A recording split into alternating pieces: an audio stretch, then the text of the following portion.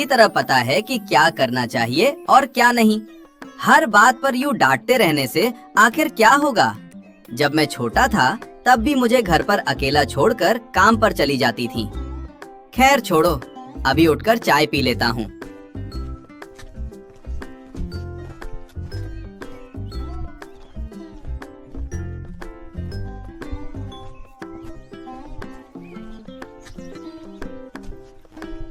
पता नहीं आरव कब अपने घर के हालात को समझ पाएगा।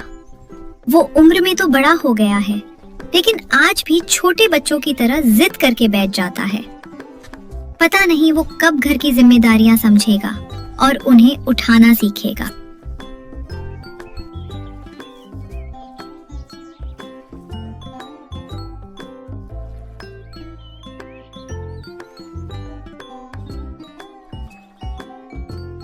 यहाँ बैठकर भी अब अच्छा नहीं लगता। पता नहीं ऊपर वाले ने कैसा जीवन दिया है यार। इस नदी किनारे ही आधी जिंदगी गुजर गई। अगर गांव के बीचों बीच हमारा घर होता तो शायद जीवन कितना अच्छा होता। खैर, अब ये सब सोचकर भी क्या फायदा। थोड़ा गांव की तरफ घूमकर ही आ जाता हूँ।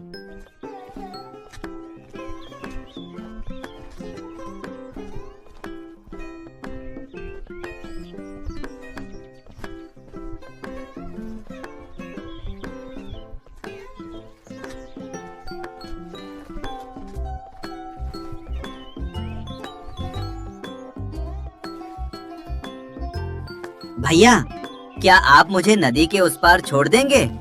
अरे भाई, मैं तो लोगों को नदी पार कराने के लिए ही यहाँ रुका हूँ। बस 20 रुपए लगेंगे, मैं तुम्हें सुरक्षित नदी के उस पार छोड़ दूंगा।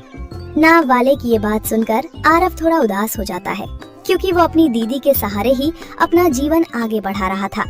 उसके पास इतने पैसे कहाँ होते, इसलिए वो धीरे स्वर में कहता है, भैया, वो दरअसल अभी मेरे पास बिल्कुल भी पैसे नहीं हैं। क्या मैं आपको बाद में पैसे दूं तो चलेगा? मैं आपको पक्का बाद में दे दूंगा। अभी कृपया मुझे नदी के उस पार छोड़ दीजिए ना।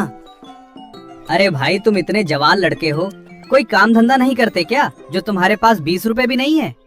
मैं भी यहाँ अपने परिवार का पेट पालने के लिए मेहनत करके नाव चलाने आता हूँ भाई। पता है भैया, लेकिन मैं आपको बाद में पक्का पैसे दे दूंगा।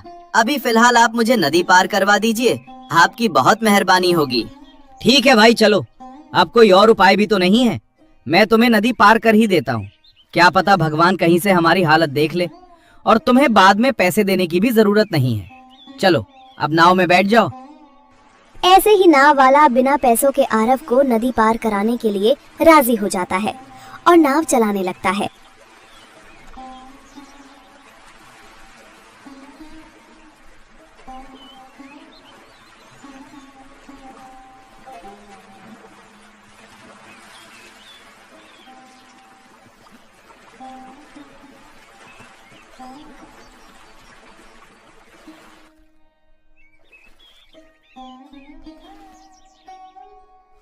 लो भाई, मैंने अपनी बात निभा दी और तुझे सही सलामत नदी के इस पार पहुंचा दिया। लेकिन सुन, दुनिया ऐसे नहीं चलती। आज मैंने इंसानियत के नाते बिना पैसों के तेरी मदद कर दी, मगर हर कोई इतना रहमदिल नहीं होता। आजकल बिना पैसों के लोग इंसान को इंसान तक नहीं समझते, ऊपर से मजाक अलग उड़ाते हैं। और सच कहूं तो पेट पालने के लिए इंसान को कुछ ना कुछ काम तो करना ही पड़ता है। मेहनत छोटी हो या बड़ी, लेकिन अपने पैरों पर खड़ा होना बहुत जरूरी है। खैर, अब तू अपने रास्ते जा और मैं भी यहीं रुककर किसी सवारी का इंतजार करता हूँ। ठीक है भैया, मुझे यहाँ तक छोड़ने के लिए आपका बहुत बहुत धन्यवाद। भगवान जरूर आपका भला करेंगे। अब मैं चलता हूँ। आरव नाव वाले से ऐसा कहकर वहाँ से चला जाता है।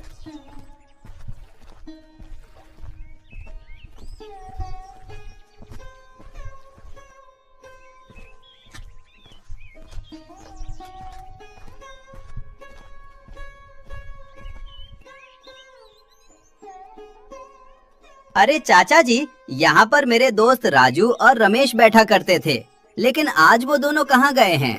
अरे बेटे, वो दोनों तो अपने काम पर गए हैं। वैसे बेटा, क्या तुम आरोही बेटी के छोटे भाई आरव हो? हाँ चाचा जी, मैं आरोही का ही छोटा भाई हूँ। वैसे आप मेरी दीदी को कैसे जानते हैं? अरे बेटे, तेरी दीदी को भला यहाँ कौन नहीं जानता। बेचारी ने बहुत कम उम्र से ही अपनी और तेरी जिम्मेदारियां खुद उठाई हैं। और बेटा, उसने तेरे लिए न जाने कितनी खुशियों और इच्छाओं का त्याग किया है।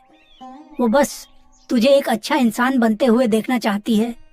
तेरे लिए ही तो उसने आज तक शादी भी नहीं की। उसके जैसी लड़की आजकल कहाँ मिलती है बेटे, इसलिए तू हमेशा अपनी दीदी को खुश रखा कर। वैसे बेटा, अभी तुम क्या काम करते हो? थोड़ी देर पहले नाव वाले की बातें और अब गांव के चाचा की बातें सुनकर आरव को धीरे धीरे अपनी दीदी की मेहनत और त्याग का एहसास होने लगता है। अब उसे समझ आने लगता है कि उसकी दीदी ने अपना पूरा जीवन सिर्फ उसकी खुशियों के नाम कर दिया है। वो चाचा जी, दरअसल मैं अभी कोई काम नहीं करता। मुझे लगता था कि मैं हमेशा दीदी के सहारे ही जीवन बिताता रहूंगा, लेकिन अब मुझे अपनी गलती समझ आ गई है। अब से मैं मेहनत करूंगा और दीदी को अकेले इतना काम भी नहीं करने दूंगा। मैं उन्हें हमेशा खुश रखने की कोशिश करूंगा।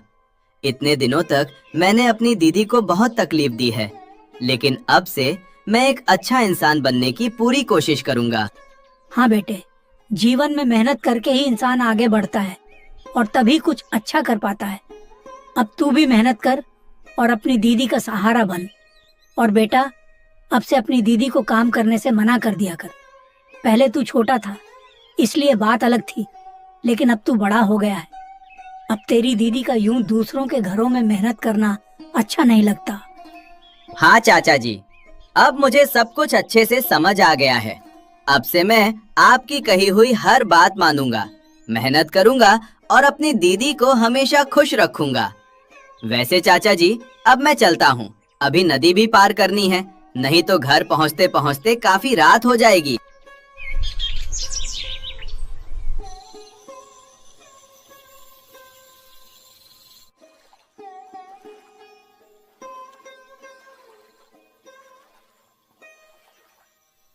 पता नहीं आरव कहाँ चला गया है। मैंने उसे कहा भी था कि अगर कहीं जाओ तो शाम होने से पहले घर वापस आ जाना। उम्र में तो बड़ा हो गया है, लेकिन अकल से अभी भी बच्चा ही है। उसे अपनी दीदी की चिंता का जरा भी एहसास नहीं होता।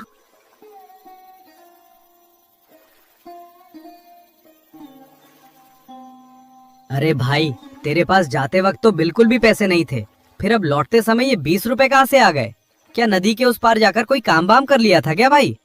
अरे नहीं भैया, दरअसल वहाँ मेरी मुलाकात एक चाचा जी से हुई थी। उनसे काफी देर तक बातें हुई और जाते वक्त आपने जो जो बातें मुझे समझाई थी, वही सब उन्होंने भी बड़े अच्छे से समझाया। अब मुझे सब कुछ अच्छे से समझ आ गया है। अब से मैं खूब मेहनत करूंगा भैया। और घर लौटने के लिए वही चाचा जी मुझे 20 रुपए भी दे दिए थे। वाह भाई, ये सुनकर बहुत अच्छा लगा कि अब तू मेहनत करके काम करना चाहता है। वैसे अगर मैं तुझे अपनी नाव चलाने का काम दे दूं, तो क्या तू ये काम करेगा? दरअसल मुझे कुछ जरूरी काम से कुछ दिनों के लिए गांव से बाहर जाना पड़ेगा, इसलिए मेरी नाव ऐसे ही खाली पड़ी रहेगी। अगर तू इसे चलाएगा तो तेरे घर का खर्च भी आराम से चल जाएगा। अरे भैया बिल्कुल, आप सच में बहुत अच्छे इंसान हैं। दोपहर में भी आपने मुझे बिना पैसों के नदी के उस पार छोड़ दिया था, साथ ही मुझे जीवन की कई अच्छी बातें भी समझाई, और अब आप मुझे काम करने का मौका भी दे रहे हैं। मैं आपकी नाव जरूर चलाना चाहूंगा भैया। आपका बहुत बहुत धन्यवाद, आपने मेरे बारे में इतना सोचा। अरे इसमें धन्यवाद की क्या बात है भाई, मेरी नाव यही रहती है। तुम कल सुबह